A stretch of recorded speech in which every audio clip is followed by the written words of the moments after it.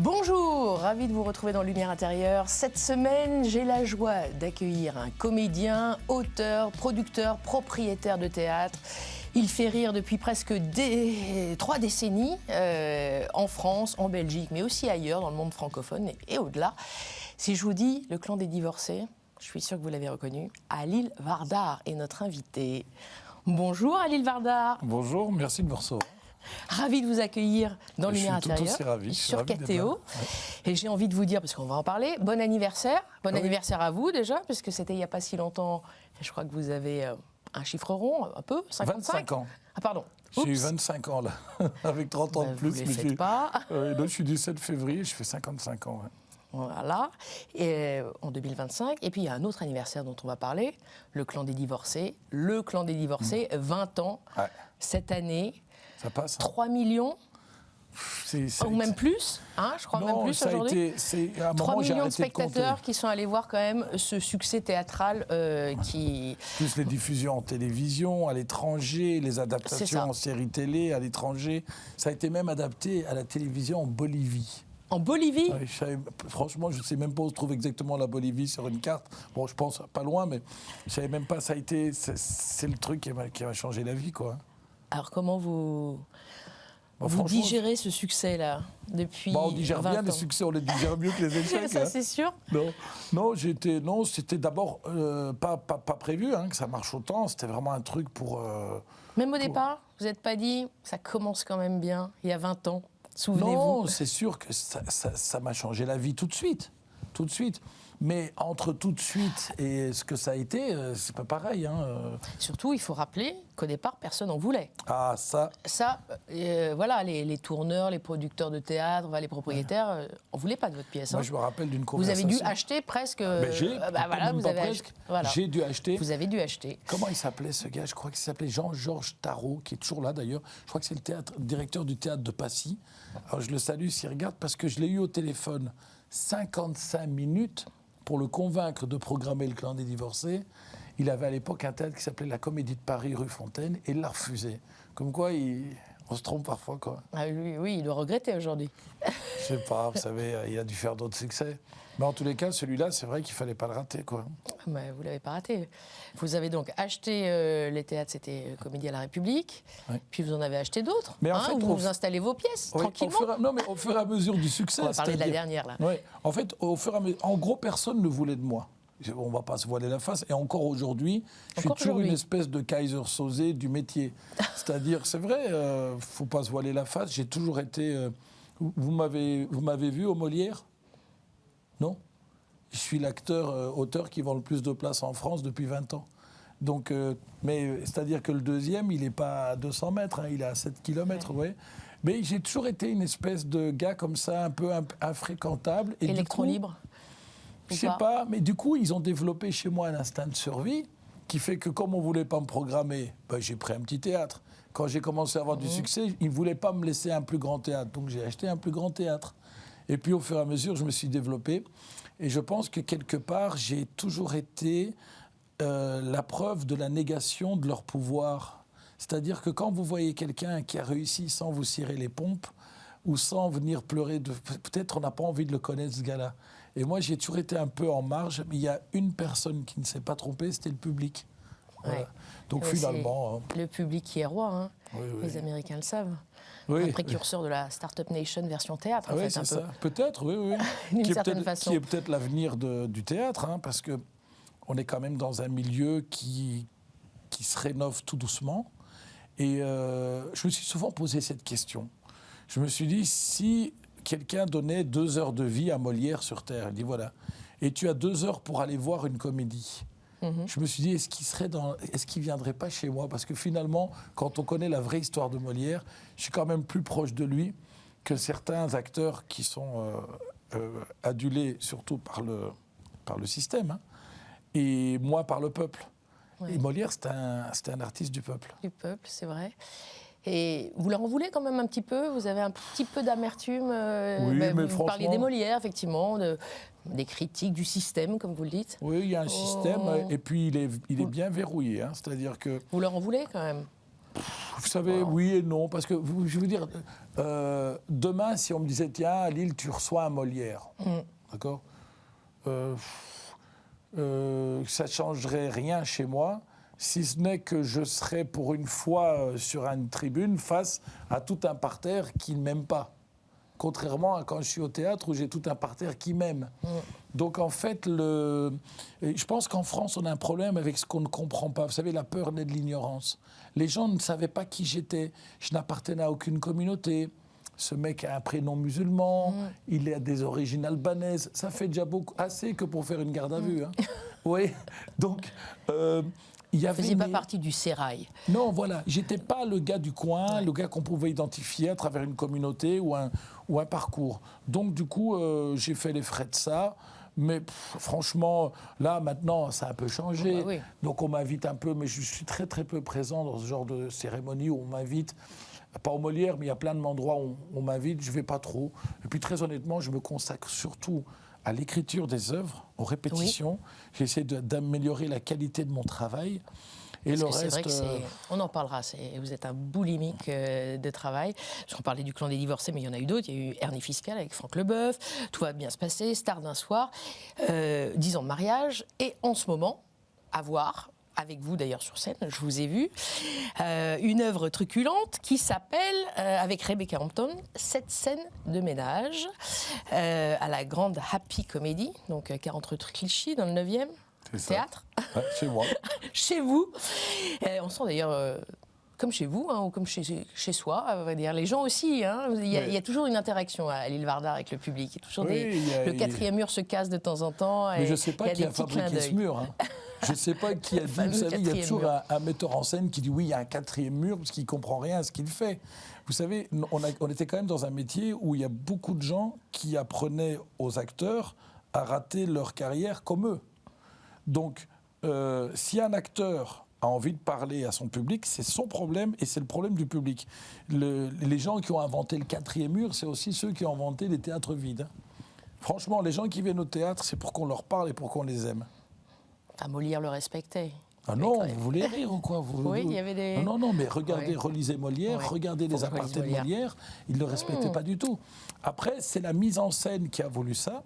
Et c'est souvent les metteurs en scène. Mais je vous dis, ça c'est un grand débat qui va peut-être pas passionner les spectateurs, mais en gros, on est quand même dans un pays où quand on a raté quelque chose, on devient prof de ce quelque chose. Et ça, il faut faire gaffe à ça. Alors, il faut rappeler que vous êtes d'origine donc albanaise, mais belge aussi. Oui. Donc la France, non, mais c'est vrai, votre deuxième pays. Oui, c'est mon deuxième pays, mais c'est le pays qui m'a fait faire ma vie. Mais vous savez, c'est souvent... Vous avez pris un cours de tennis avec Agassi ? Non, j'aurais bien voulu, mais... Oui. Vous avez pris un cours de théâtre avec Francis Huster ? Non. Et en fait, c'est toujours des gens qui ont une espèce de vérité comme ça et qu'ils imposent. C'est pour ça que moi, je ne donne pas de cours. Je laisse, et quand j'ai la chance d'avoir des artistes, je les laisse finalement être ce qu'ils sont. Et après, moi, j'essaye un peu d'améliorer sur certaines techniques. Mais ces trucs comme le quatrième mur ou les fameux codes de théâtre, vous savez, par exemple, à la fin, ça ne se faisait pas de présenter les acteurs qui jouaient. Les gens trouvaient ça un peu vulgaire. Mais de où ? De où c'est vulgaire ? Qui a décidé ? Vous cassez les codes, c'est vrai. Il y a une réunion, il y a eu quoi ? Il y a un truc. On casse les codes. On va parler un petit peu de la pièce, cette nouvelle pièce, parce qu'elle est quand même très sympa. Donc, 7 scènes de ménage, 7 tableaux, autour d'un couple qui se forme à la cinquantaine, qui s'est rencontré via une appli de rencontre secondemain.com, je perds mon français. Secondemain.com pour des voilà. 50 ans.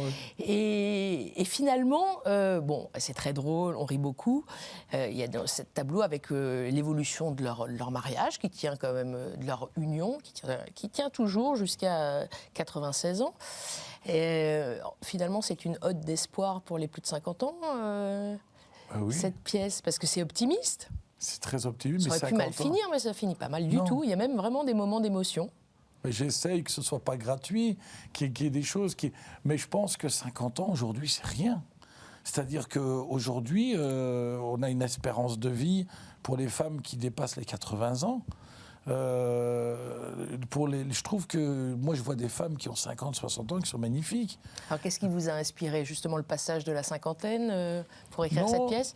Expliquez-nous votre processus d'écriture, de montage de ces scènes, par exemple. Écoutez, je vais être honnête avec vous, c'est venu, j'ai un ami qui est sur les applications de rencontres.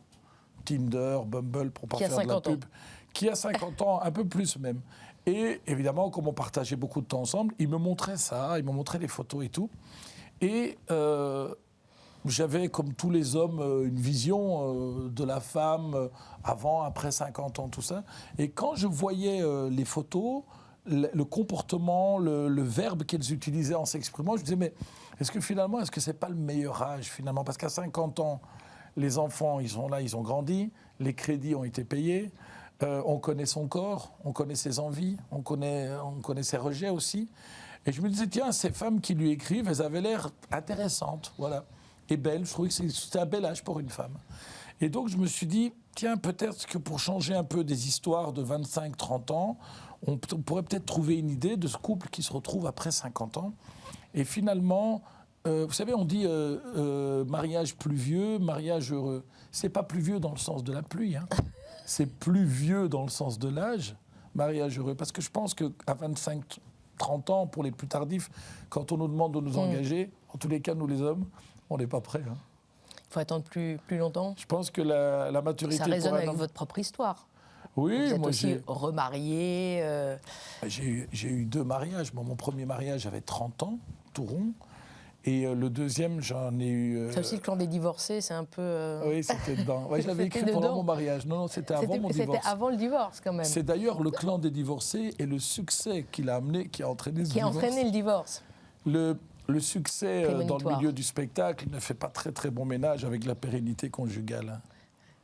Bon, là, il faut espérer que ça tient la route. Oui, je pense que là, avec Marie-Laetitia, on est dans un couple plus durable. J'espère qu'on ressemblera au couple que je joue sur scène. Laetitia Vardar, qui est également à l'affiche, notamment avec Franck Leboeuf. Avec Franck, qui nous a fait une petite infidélité. On a arrêté la pièce, qui fait Danse avec les stars, là. Et donc, il a été pris dans l'équipe, donc la pièce est un peu arrêtée. Mais je pense qu'avec mon épouse, franchement... je ne me vois pas. Après, vous savez, la vie, elle est faite de pleines surprises. Mais je me vois bien finir ma vie, et il m'en reste, hein, avec elle, oui. Avec elle. Et puis sur les planches. Oui, tant qu'à faire. Hein, on va continuer comme ça. Là, c'est parti pour combien de temps? C'est vous qui programmez, donc c'est moi. Non, c'est d'ailleurs, on parle du public. Oui, allez-y. Non, mais c'est le public qui programme. Vous voyez, pareil. Les gens, par exemple, s'étonnent que je sois propriétaire d'un théâtre.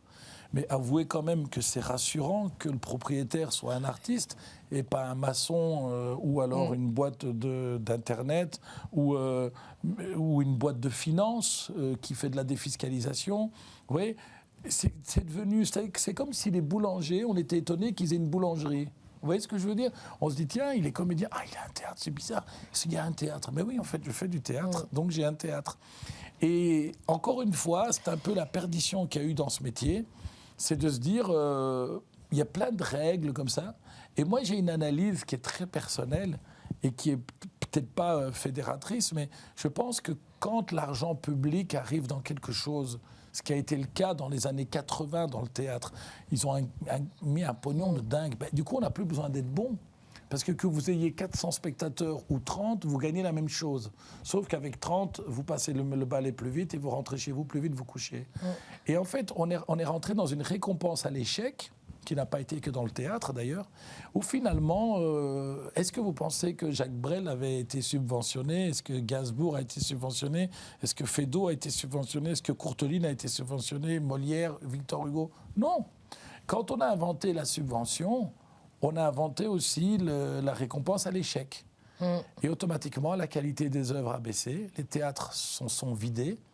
On a eu beaucoup de théâtres qui sont fermés, qui sont devenus des supermarchés, des parkings. Voilà. Moi, j'en ai ouvert 3. Vous en ouvrez, et puis il y a du monde qui vient. Il n'y avait pas que des quinquas il y a tout le monde dans la salle. Allez, on va continuer à dérouler votre vie, votre parcours, parler un petit peu de spiritualité. Oui. On est dans Lumière intérieure. Je vais m'éclipser et vous proposer 4 mots, comme d'habitude, et on continue. Allez. À tout de suite. À tout de suite.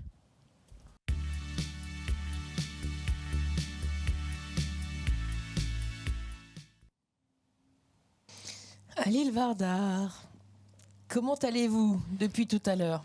Ben ça va, hein. Ça Franchement, va. je passe un très bon moment, moi. Hein. Oui, c'est ce que vous dites, parce que j'ai appris que vous étiez claustrophobe. Oui. Vous détestez l'enfermement. Donc là, c'est difficile pour vous.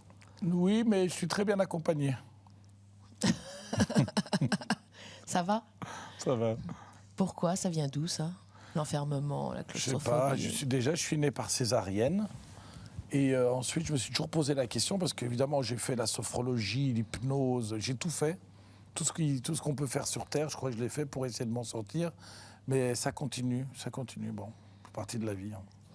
Et en même temps, vous achetez des théâtres, vous êtes comédien, vous vous enfermez dans des boîtes constamment. Oui, mais très peu de gens le savent, mais il y a toujours une porte derrière moi qui est spécialement faite pour moi, qui est toujours ouverte. Il n'y en a pas là. Allez, ça va aller? Oh, il y en a une en face de moi qui s'ouvre facilement. Allez, on y va.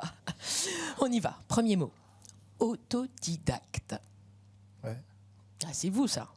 Ah oui, c'est bien moi. Ouais. Hey. Alors, on le disait déjà, origine albanaise, né à Bruxelles le 7 février 70, cadet de 5 enfants. Vous travaillez aussi un petit peu avec vos frères, notamment Aziz. Ouais. Mais avant, que de métiers. Chauffeur-livreur, boulanger, on parlait de la boulangerie tout à l'heure, agent immobilier, animateur de radio, j'en passe. Oui, je pense que de toute façon, c'était un peu le parcours des enfants de ma génération et de cette immigration qui s'intégrait à moitié. C'est-à-dire qu'on arrivait à s'intégrer socialement, mais au niveau des études, on n'était pas forcément tous les meilleurs. Et moi, j'ai quand même arrêté l'école, j'avais 16 ans. Et donc, il m'a fallu travailler et, entre guillemets, ne plus être un poids pour ma mère. Donc, j'ai fait tous les métiers respectables. Et c'est vrai, j'ai un peu tout fait. Et finalement, j'avais cette chance que quand je racontais une blague ou quand je racontais une histoire, il y avait un silence qui se faisait autour de moi comme ça. Et les gens m'écoutaient. Et un jour, je me suis dit, tiens, c'est peut-être un talent. Et peut-être que ça peut m'éviter de finir sur les chantiers ou dans une cuisine à faire commis de cuisine ou je ne sais quoi. Donc j'ai saisi. Malheureusement, encore une fois, ça revient à l'autodidacte. J'ai pas pris de cours. J'ai jamais pris un cours de théâtre de ma vie. J'ai été formé par personne. Et j'ai dû attendre mes 42 ans pour que feu Roger Louret, qui était sans doute le plus grand metteur en scène de ces 30 dernières années, qui a mis en scène Muriel Robin et toute la clique que les gens connaissent aujourd'hui. C'est lui qui s'est intéressé à moi, mais j'avais déjà 42 ans et pas mal de succès. Et comment, alors très tôt, vous avez senti que vous faisiez rire, vous avez ce talent, ce don. Comment vous êtes dit, je vais en faire un métier, je vais en vivre? Écoutez, je vais vous faire une réponse très pragmatique qui colle avec mon enfance, qui était quand même très miséreuse. C'est par l'argent que ça pouvait me rapporter. C'est-à-dire qu'un jour, j'étais dans un cabaret à Bruxelles qui s'appelait le Black Bottom, qui était tenu par un couple de garçons qui avait fait le tour du monde avec un numéro visuel. Et ce cabaret avait accueilli à une époque un humoriste que peut-être les téléspectateurs dont ils se rappelleront, qui s'appelle André Lamy, qui était un imitateur. Donc j'étais à Bruxelles, j'avais 20 ans, je suis rentré là et j'ai raconté des blagues pendant un quart d'heure. C'est-à-dire j'ai raconté des blagues. Et au bout de ce quart d'heure, Géry, un des deux protagonistes, là, m'a donné l'équivalent de 50 €. Ça faisait 2000 francs belges à l'époque dans la main. C'est ce que, pardon de vous dire ça de manière aussi gauloise, mais c'est ce que ma mère prenait par semaine pour laver les toilettes dans les bureaux où elle travaillait comme femme de ménage. C'est-à-dire j'ai gagné en 15 minutes ce que ma mère gagnait par semaine avec des infections aux mains et tout ce qui va avec la difficulté des femmes de ménage. Donc je me suis dit, c'est un ascenseur social. C'est-à-dire, je me suis dit peut-être que ce talent, ce mini-talent que je sentais à l'époque, je me suis dit peut-être qu'il peut m'éviter la vie pas très rose qui était tracée devant moi. Et je pense que là, je ne me suis pas trompé. Et j'avais à peine 20 ans quand j'ai pris cette décision. Hein. Mais après, ça, c'était les premiers 50 francs. Ouais. Et les suivants. Mais après, comment concrètement vous avez continué à faire rire, à monter, à écrire, Ouais, je pense qu'on n'échappe pas à ça. Vous savez, quand on est artiste, on essaye, il y a plein d'artistes comme ça, ils disent « Ah, moi j'ai arrêté, j'ai ouvert une agence immobilière », puis ils reviennent. C'est quelque chose auquel on n'échappe pas. C'est une agréable condamnation. La seule chose, c'est que c'est terrible quand on a la vocation et qu'on n'a pas le talent. Ça, c'est très, très difficile parce que c'est totalement difficile à vivre. Moi, j'ai eu la chance un petit peu d'avoir les deux. Et du coup, à partir de 20 ans, j'ai compris que je pouvais m'en sortir. Et au lieu de me prendre des cours, de me faire aider, d'aller voir des profs et tout, comme j'étais une espèce de rebelle, je voulais tout faire moi-même. Et à un moment, j'ai perdu du temps parce que je me suis occupé des autres. C'est-à-dire, j'ai ouvert des lieux qui accueillaient les autres en Belgique. Et je me suis retrouvé finalement à m'occuper des spectacles des autres et pas des miens. Et j'ai perdu presque une petite décennie à me dire, tiens, je pensais être producteur, quoi. Ouais, je pensais que j'étais un bon producteur. Je n'étais pas un très grand producteur. Et à un moment, vers le début de ma trentaine, je me suis dit peut-être qu'au lieu de m'occuper de tous ces artistes et de tout cet égocentrisme qui tourne autour de ces artistes, je me suis dit, est-ce que je ne m'occuperais pas de mon égocentrisme personnel ? Et je me suis dit, est-ce que j'écrirais pas pour moi ? Et du coup, j'ai pris un envol différent avec la création là, de mes premières comédies, dont Le Clan des Divorcés. Ça a été difficile à écrire ? Inspiré de quoi ? En fait, c'est un copain qui travaille à la télévision belge, que je salue d'ailleurs en passant, que les spectateurs belges connaissent très bien, Hervé Meillon, qui avait à l'époque une femme qui voulait jouer au théâtre. Il me trouvait un peu à la mode. Il m'avait dit, tiens, est-ce que tu peux écrire une pièce pour cette dame ? Mais je voulais écrire sur quelque chose d'un peu actuel, quoi. Et puis, il faut resituer dans son contexte. Il y a 20 ans, on n'était pas du tout dans le même humour. Et aujourd'hui, on voit des one-woman shows où les filles racontent des trucs invraisemblables sur scène, sans aucune limite, hein. C'est-à-dire aujourd'hui... une humoriste qui fait un sketch où ça finit pas en dessous de la robe, c'est rare, hein, c'est très très rare. Moi, à l'époque, quand j'ai écrit Le Clan des Divorcés, il n'y avait pas tout ça. Donc il fallait trouver une idée, et j'ai eu l'idée de créer une des 3 femmes par un homme. Donc finalement, c'était une femme. Vous ? Voilà, c'était moi, mais joué par un homme. Donc quelque part, ça pardonnait certaines grivoiseries, parce qu'on savait que c'était un homme, mais c'était quand même dit par une femme. Voilà, je pense que c'est une des raisons du succès. Parce qu'à l'époque, il fallait justement dépoussiérer si les gens se rappellent, à l'époque, sur scène, les femmes ne disaient pas grand-chose d'autre que de donner la réplique à la vedette, au théâtre du moins, et on leur demandait d'être élégantes et jolies. Là, ça a changé. Et justement, ça a changé votre rôle à vous. Il peut être changé. Parce que autant vos partenaires sur scène sur cette pièce-là ont changé. Ah ben moi j'ai été remplacé pendant des années. Moi il y a d'ailleurs dans chaque pays où ça a été joué, c'était pas moi. Déjà. Vous savez, les cimetières sont remplis de gens irremplaçables. Moi je pense mais que c'était un homme.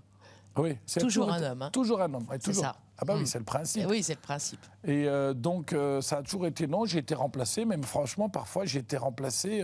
Ça ne pourra jamais être remplacé par une femme, ce rôle-là. Vous avez pensé. Pourquoi pas ? Franchement, avec l'évolution de la société aujourd'hui, pourquoi pas ? Sauf qu'il y a quand même beaucoup d'humour sur le fait qu'elle n'est pas très belle. Et ça, je pense que si c'était une vraie femme, ça ne ferait rire personne. Et ça marche parce que c'est un homme. Allez, on passe au deuxième mot, Halil. Détermination. Ouais. Ah, il en faut, hein. La détermination, c'est vraiment c'est la base. C'est-à-dire, quoi que vous fassiez, que vous soyez humoriste, maçon, plombier, homme politique, si vous n'êtes pas déterminé, déjà quand on est déterminé, c'est difficile de réussir. Mais si on n'a pas la détermination, moi je dis toujours, si vous avez 25 ans et que vous n'avez pas les dents qui rayent le parquet à point de l'arracher, faites autre chose. Faut être déterminé. C'est sûr et certain. Moi je pense que je l'ai été tout au long de ma vie, avec évidemment des niveaux de détermination différents selon ce que je faisais, mais s'il y a des jeunes qui nous regardent et qui se disent tiens, la vie professionnelle c'est quoi ? C'est 10% de talent et 90% de détermination. Détermination, ça veut dire travail. Ah oui, ça c'était quand même quelque chose qui se perd. Alors sans vouloir faire le vieux, parce que je ne suis pas encore assez vieux pour le faire, mais il y a quand même une notion de travail que les gens sous-estiment beaucoup. Et les humoristes travaillent, les gens au théâtre travaillent, ce sont des milliers et des milliers d'heures. On va voir un de mes spectacles, on voit faire un mouvement, on se dit « Ah ben tiens, c'était sympa », mais ce mouvement, il a été répété 300 fois avant d'être fait. Donc le travail, c'est la valeur. De toute façon, moi j'ai aujourd'hui 55 ans, je n'ai croisé personne qui a réussi sans travail. Oui, le talent seul ne suffit pas. Non. Mais vous travaillez beaucoup. Oui, peut-être un peu trop. Un peu trop. C'est ce que pense votre épouse aussi. Oui, tout mon entourage. C'est vrai que on parlait de ma claustrophobie tout à l'heure. Moi, je suis aussi sujet aux crises d'angoisse. Et tiens, je vais vous raconter un truc que je n'ai jamais raconté de ma vie nulle part. Comme ça, je serais pas venu pour rien. À 14 ans, j'ai pris une balle de revolver dans la tête. Alors, ne me demandez pas pourquoi, comment. C'était je vais vous le dire parce que sinon ça va envoyer des fantasmes. Mon meilleur ami de l'époque, son père était commerçant à Bruxelles, dans un quartier un peu difficile, et il a eu la bonne idée d'avoir une arme à feu dans le comptoir. Et son fils a pensé que c'était un jouet. On jouait. Et j'ai pris une balle dans la tête, ici, là, et j'ai été opéré là pour l'enlever. Et finalement, je pense que la claustrophobie peut peut-être venir de là. Et je suis aussi très, très sujet aux crises d'angoisse. C'est-à-dire qu'à partir du moment où je ne fais plus rien, je suis très, très vite pris par l'angoisse. Donc je me demande quelque part si cette boulimie de travail n'est pas juste une manière d'éviter le vide et ces moments de silence et ces moments de non-activité qui peuvent déclencher des angoisses chez moi. Et alors, je termine juste là-dessus parce que c'est peut-être un peu long sur cette réponse, mais quand j'ai pris cette balle, tout le monde pensait que j'étais mort. On prend pas personne, vous ne croiserez jamais personne dans votre vie qui a pris une balle dans la tête et qui est assis 41 ans après à vous raconter l'histoire. Mais j'ai pris cette balle et ça m'a donné une vision de la vie, de ma vie en tous les cas, et de la philosophie de vie, peut-être même l'après-vie, assez différente. J'ai une perception, parce que je pense qu'en vérité, en 84, au moment des faits, j'aurais dû ne plus être là. Ça a mis une bonne ambiance, hein? Incroyable. Oui. Incroyable. Je suis vraiment... oui, ouais, ça m'enlève les mots. Non, mais c'est comme ça. Et c'est la première fois que vous en parlez. C'est la première fois de ma vie que j'en parle dans un média. Et qui explique pourtant beaucoup de choses dans votre carrière, dans votre destin, dans votre façon d'être. Peut-être, je sais pas. Appétit de la vie. Oui, cette impression de pouvoir mourir demain. Ouais. Et c'est vrai que j'y avais jamais pensé. Bon, ça fait un peu psychanalyse, là. En plus, vous m'avez laissé tout seul dans ce local-là, où on peut très vite sombrer dans la psychanalyse. Mais oui, j'ai peut-être fait beaucoup de choix... après cet accident. Ouais, sans doute, ça a déterminé plein de choses dans ma vie. Sans doute aussi ma claustrophobie. Comme une urgence de vivre. Oui, parce que c'est très particulier. Et puis à 14 ans, on est encore un enfant. C'est-à-dire, faut quand même resituer. Hein. À l'époque, on était une famille albanaise, à Bruxelles, très très pauvre. Donc quand je prends la balle, moi-même, je n'avais pas compris que la balle était dedans. Je pensais juste que j'avais pris un coup.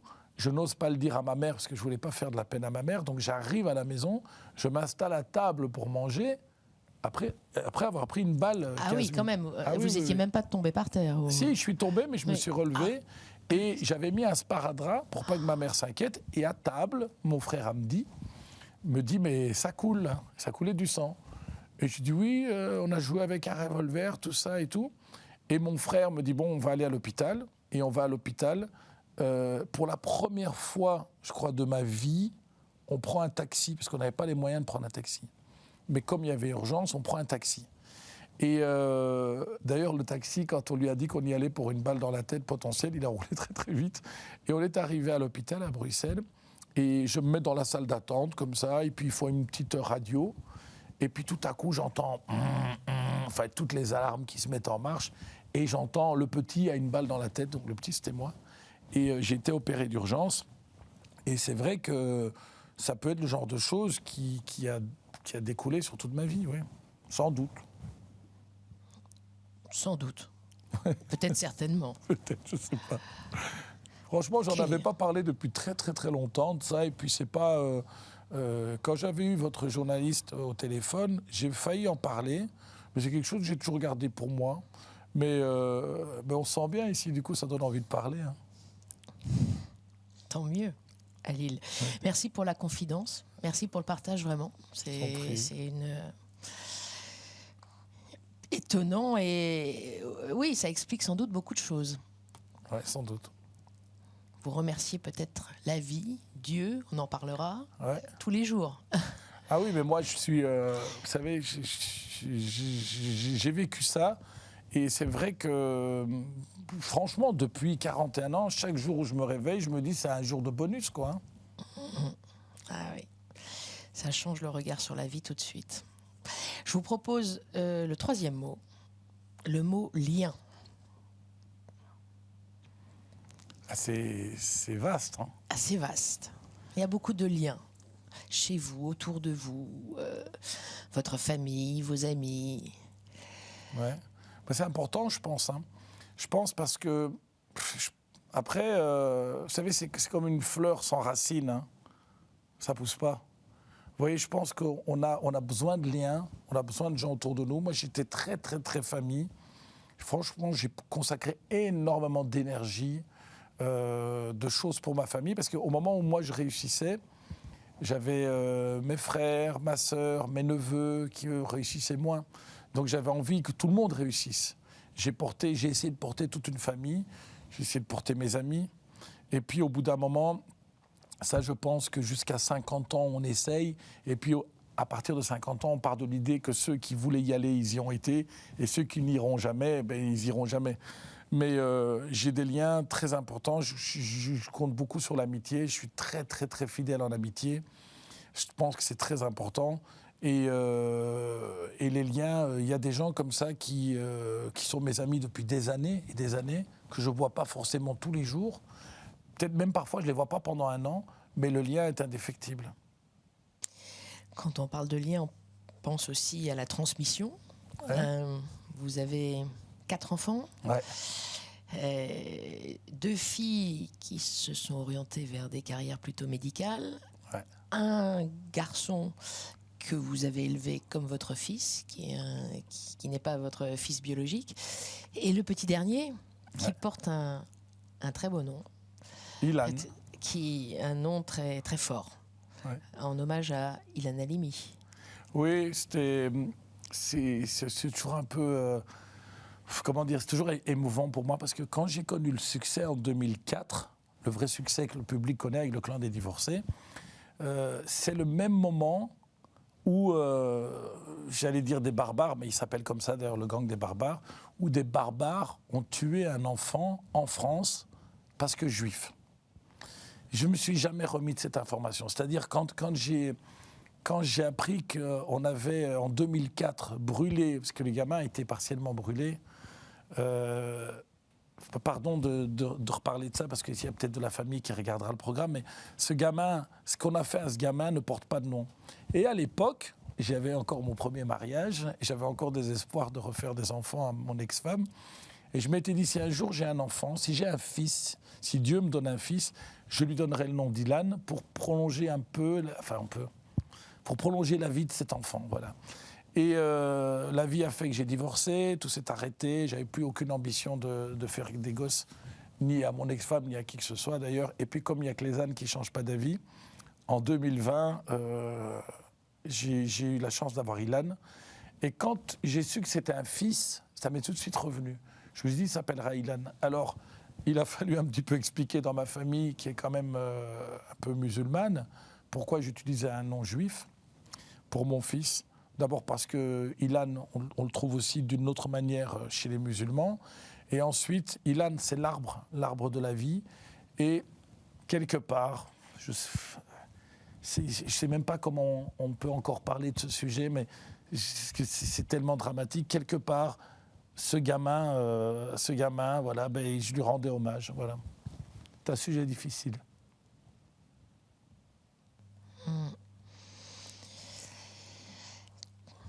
Toujours pour revenir sur cette transmission, c'est vrai que parlons un peu plus légèrement, la transmission du théâtre, vous l'avez pas tant fait passer que ça, auprès de vos 2 filles en tout cas. Ah ben non, ils n'ont pas voulu. Hein. Non. Non, Peut-être que ça sera le cas d'Ilan. Peut-être. En tous les cas, Lara, l'aînée, ça va être une très très grande vétérinaire. Elle finit dans 2 ans et demi là. Elle a des notes extraordinaires. Ils sont 185 à Nantes, puisqu'elle est à Nantes. Et elle est sortie première de la promotion des 185 élèves. Bravo. Je pense que j'aurais offert à la France un enfant qui va sauver beaucoup, beaucoup d'animaux. La deuxième, elle veut être kiné, donc elle a fait médecine aussi. Et Jordan, lui, il est dans l'événementiel. Il ne veut pas monter sur scène, mais il organise énormément de choses. Donc c'est un très grand organisateur. Je pense qu'il a plus intérêt aux affaires qu'aux œuvres. Quant à Ilan, il a 4 ans et demi, donc il a encore le temps de réfléchir. Allez, je vous propose le 4e et dernier mot. À Lille, c'est le mot croyance. Ouais. Croyance. Quelle place cette croyance occupe-t-elle dans votre vie? Vous savez, c'est très particulier parce que je crois. C'est sûr et certain que je crois. Je sens, je crois, je sais, je crois. Sauf que je suis né dans une famille musulmane. Je crois que j'ai mis les pieds dans ma vie 3 fois dans une mosquée, du moins pour y prier. J'ai souvent été les visiter. J'étais il n'y a pas longtemps dans la magnifique mosquée Hassan II à Casablanca. J'étais aussi à la mosquée d'Abu Dhabi il n'y a pas longtemps pour visiter. Je ne prie pas. Mais, comment vous dire, que je sois dans une église, où je me rends aussi régulièrement, j'adore visiter les églises, ou que je sois dans une mosquée, ou dans une synagogue, je sens une connexion, je sens quelque chose sur lequel je n'arrive pas à mettre vraiment de mots ni d'images. Mais en tous les cas, j'ai une croyance et je crois qu'il faut c'est quelque chose de très individuel finalement, notre croyance. Et je pense que l'erreur, c'est de vouloir finalement imposer ce que nous, on pense. C'est pour ça que quand il y a des sujets là-dessus, je suis très évasif parce que finalement, j'ai beaucoup d'amis juifs, beaucoup d'amis catholiques, beaucoup d'amis musulmans. Je garde ça vraiment pour moi, mais je pense qu'effectivement, bien sûr qu'il y a Dieu, évidemment.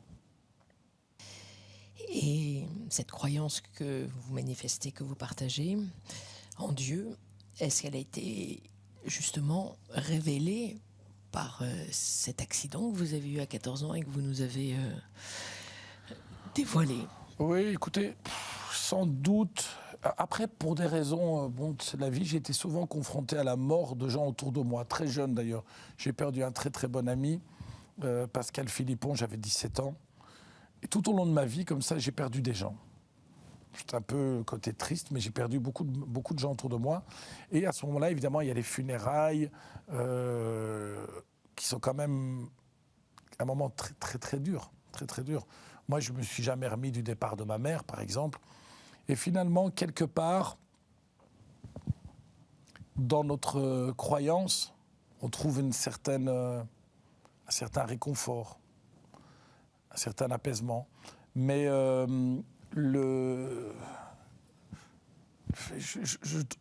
quand j'ai eu cet accident, c'était très particulier parce qu'à l'époque, dans les années 80, il n'y avait pas les médias comme maintenant et tout. Mais à l'époque, j'avais eu vraiment des images où je me suis vu me faire opérer, par exemple. Je me suis vu me faire opérer. Sauf que j'étais un gamin de 14 ans. C'était dans une époque où c'était pas pareil qu'aujourd'hui. Et on ne m'a pas trop posé de questions là-dessus, tout ça. Mais je me suis vu, moi, dans l'opération.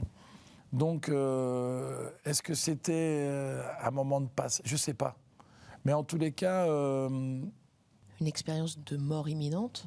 Non, parce que je n'étais pas dans le coma. Ouais. Je n'étais pas dans le coma puisque je n'ai jamais été dans le coma. Mais... Vous aviez une vision élargie, pas tout à fait celle... J'ai vu l'opération d'au-dessus. Je me suis vu... Ouais. Et en fait, vous voyez, par exemple, ma première opération n'a pas marché parce que la balle avait fondu derrière l'os de la pommette et elle n'était pas extractable. Donc, je savais en me réveillant que ça avait raté, parce que je l'avais vu. Oui, c'est très bizarre, hein. Surtout 41 ans après. Mais pour revenir à la croyance, moi, j'ai toujours cru dans quelque chose de fort. En tous les cas, ça m'a toujours rassuré. Après, là où j'ai beaucoup de mal, c'est sur le fait que ce soit clivant et que des gens puissent se faire du mal entre eux parce qu'ils pensent que leur Dieu est le bon et pas celui de l'autre. Donc ça, je trouve que c'est le côté très triste de la religion, où je pense que s'il y a un Dieu, il y en a un. Et il n'y a aucun Dieu qui a ordonné ou voulu, je pense, éliminer qui que ce soit, bien au contraire, puisque nous sommes tous des enfants de Dieu. Donc je pense juste qu'on est dans un moment là qui... J'ai un peu du mal avec ça. J'ai vraiment même plus qu'un peu, j'ai même beaucoup de mal à l'idée de voir des morts sous le prétexte, puisque c'est vraiment honteusement un prétexte, de la religion, parce que je pense que Dieu est plus là pour donner la vie que de la prendre. C'est vrai que vous avez un parcours, une façon de vivre assez œcuménique. Donc, vous avez des racines musulmanes, un fils qui porte un nom hébreu, et vous parliez de votre maman que vous avez perdue. Quand ma maman est décédée, mon frère Aziz était en couple avec Blerta Zegou, qui est une chanteuse d'opéra extraordinaire. Bon, le couple n'est plus, ils sont plus ensemble, mais et nous habitions, on a toujours la maison, mais on n'y habite plus. Nous habitions à côté de la basilique de Kuckelberg, qui est une des plus grandes basiliques du monde, à Bruxelles. Et j'avais une espèce de malaise, comme ça, quelque chose qui... J'avais envie de sortir de la maison et j'ai pris ma belle-sœur, on est allé faire des courses et on est passé devant la basilique. Et je lui ai dit, tiens, rentrons dans la basilique. Et on est rentré dans la basilique et j'ai demandé à ma belle-sœur, enfin à la copine de mon frère, de nous chanter l'Ave Maria dans la basilique de Kuckelberg à Bruxelles. Ma maman était musulmane, mais c'était une femme d'une ouverture d'esprit incroyable. C'est-à-dire ma mère n'était habitée d'aucun racisme, d'aucun rejet, de rien. C'était une femme incroyable. C'était une femme qui savait que Dieu était le même pour tous. Donc elle, on l'avait éduquée dans une éducation musulmane, mais ma mère ne connaissait pas la division. Et donc je me suis dit, de là-haut ou de là où elle est, je pense que peu importe si c'est une église, une synagogue ou une mosquée, ça lui fera plaisir. Et il y a quelques touristes comme ça qui ont eu droit à cet Ave Maria incroyable et à cette émotion qui, même 8 ans après, me touche encore. C'était un moment très fort.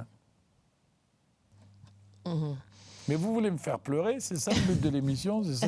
Parce qu'à la base, moi je fais des trucs rigolos avec une perruque. Hein. On voit un autre visage de vous à l'île Vardar. D'ailleurs, vous dites ça, on va peut-être vous voir. Est-ce qu'on va vous voir un jour dans un rôle plus tragique? Oh, je ne suis pas candidat à ça. Hein. C'est-à-dire qu'il y a beaucoup de gens comme ça, d'humoristes, à part Coluche. Sinon, ça a à chaque fois été un échec. C'est-à-dire que le public, on est élu pour quelque chose, parce qu'on est drôle, ou parce qu'on... Et puis, une fois qu'on a accès aux médias, on veut faire autre chose en leur montrant qu'on sait faire autre chose. Mais je pense que le public s'en fiche un peu. Hein. Si on a été élu parce qu'on fait des très bonnes baguettes, je pense qu'il faut faire des baguettes. Comme vous en avez fait à une époque. J'en ai fait vous qui avez tout fait à l'île Vardar, c'est pour ça. Ça aurait pu être tragédien, mais bon. Ça sera pas le cas. Peut-être que je serai bon, hein. Peut-être que je serai bon. Sans doute. Mais très honnêtement, je prends un tel plaisir. Vous savez, avec les réseaux sociaux, maintenant, les gens m'écrivent beaucoup. Et le nombre, vous ne pouvez pas imaginer, comme ça me touche, le nombre de gens qui m'écrivent dans des périodes de maladie. Qui m'écrivent en me disant « je lutte contre un cancer, je suis à l'hôpital, je viens d'enterrer un tel », dans des périodes difficiles. Et je leur amène une joie et qui fait que pendant quelques minutes ou quelques heures, ils sont ailleurs. Franchement, dans un film dramatique, je ne suis pas sûr que je les aiderais beaucoup. Peut-être que je serais mauvais aussi. Hein. le rire, c'est essentiel. Ouais, je pense. Ouais, Humour, politesse du désespoir. ouais, c'est ça, exactement. Encore un sujet pas très drôle pour conclure. Enfin, si on en a parlé déjà un petit peu, peut-être une expérience de mort imminente, on ne sait pas trop, mais vous avez quand même touché le mystère au moment de cet accident étonnant et que vous nous révélez à 14 ans. Comment vous l'appréhendez, ce mystère, cette mort qui va tous nous toucher? Alors là, je pense que le cerveau est bien fait. Je pense qu'il y a un âge où on n'y pense pas trop. Je suis encore dans l'âge où on n'y pense pas trop. Et après, on s'en rapproche et on y pense de plus en plus, et puis ça tombe. Qu'est-ce que vous voulez que je vous dise? On rêve tous de l'immortalité, hein. On rêve tous. Mais finalement, j'ai assisté à la naissance de mes 3 enfants biologiques. J'ai voulu être là. Vous voyez cette magie, c'est incroyable, quoi. Vous faites l'amour à une femme, 9 mois plus tard, un être vivant sort. C'est une force qu'aucun auteur, aucun mot, aucun verbe ne pourrait jamais décrire. Et pour avoir ça, il faut accepter la mort. C'est le deal. Donc finalement, je pense que j'accepterai la mienne parce que j'ai eu la naissance de mes enfants. Mais très honnêtement, si je n'avais pas eu la naissance de mes enfants, j'aurais une vision différente. J'aurais une vision très, très différente. Et c'est malheureusement... Parce que, vous voyez, par exemple, je vois mes enfants et je vois, ils ont mes mimiques, ils ont mon comportement, mon caractère. Voyez, moi, nous, les fils de ma mère, on a plein d'attitudes. Finalement, en donnant la vie, on est éternel. Puisque les gens veulent tous l'éternité. Ben, faites des enfants, hein. C'est pas compliqué, en fait. Faites des enfants, vous serez éternel, puisqu'on dira que j'étais comme ton père, c'est comme ton père, c'est comme ton grand-père. Et en fait, finalement, en donnant la vie, on prolonge la nôtre. Donc finalement, moi, ça me permet d'accepter un jour la mort, très honnêtement, le plus tard possible, et surtout, le plus nettement possible. Parce que j'ai connu à travers des amis la mort... avec une chute pendant 1 an ou 2 ans. Et ça, mon Dieu, si vous pouviez me l'épargner, je pense que j'ai été un bon gars. Quand ça viendra, il faudra que ça aille vite. Voilà. Radical. Oui. On verra si le Seigneur Mais je vous entend au courant, le plus tard possible. Oui, le plus tard possible. Bien évidemment, au-delà des 96 ans de la pièce dont vous parlez dans votre pièce. Je reviens vers vous pour la conclusion. Allez. Halil Vardar, merci beaucoup pour le partage. À tout de suite.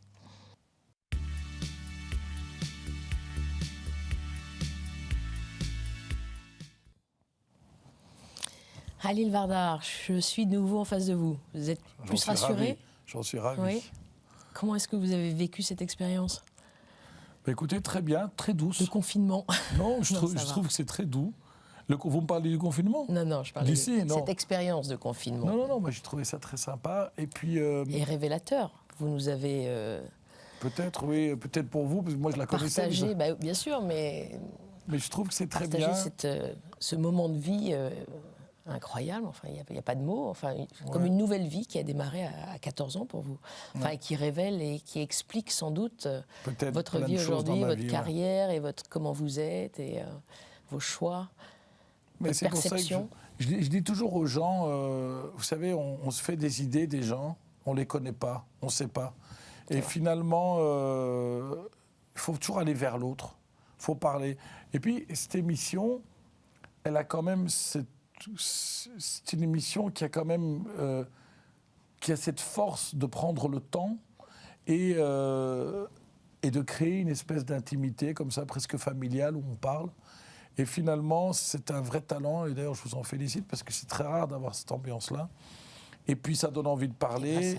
l'émission, à l'équipe. Oui, à toute l'équipe, évidemment. Mais ce que je veux dire, c'est qu'on n'est pas. On ne nous demande pas de faire une vanne toutes les 2 minutes, de jeter un verre d'eau, de baisser le pantalon pour faire de l'audimat.